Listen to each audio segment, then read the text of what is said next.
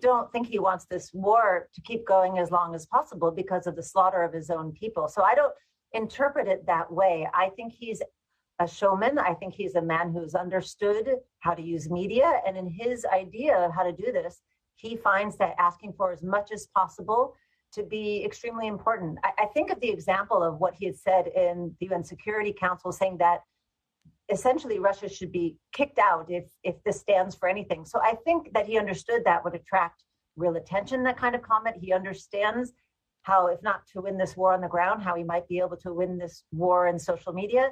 So he will continue to say things that will attract attention, but I don't think he wants this to be prolonged at all. I do believe in his absolute sincerity in trying to end the brutality and the violence in his country.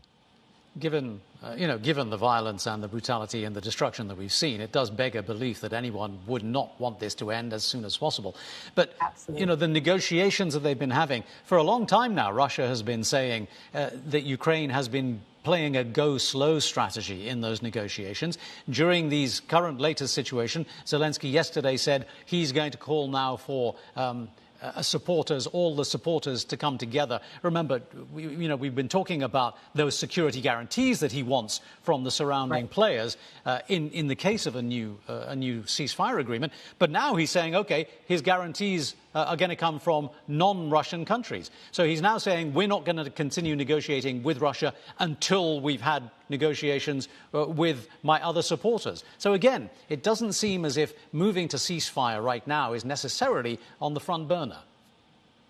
Well, that's right. There's no way that the security guarantees that he hopes to get from existing NATO member states and other countries and Russia in addition is in the least bit realistic. So certainly it's the Article 5 guarantee that's keeping the United States and other NATO countries from moving ahead with any possibility of a membership action plan for Ukraine.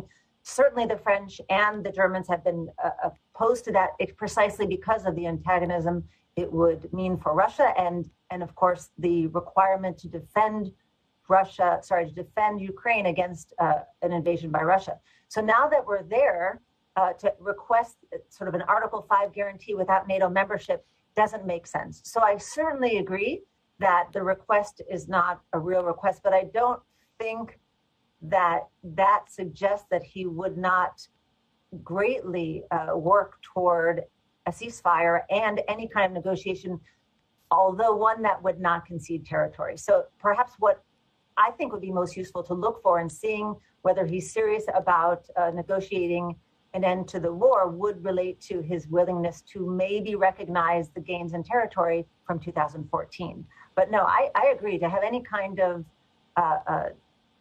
Article 5 guarantee without NATO membership is a non-starter.